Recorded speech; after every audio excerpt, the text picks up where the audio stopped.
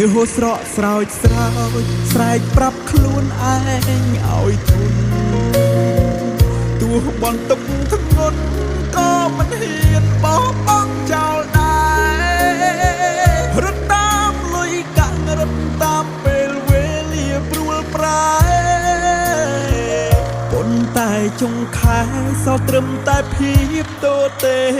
ស្អាត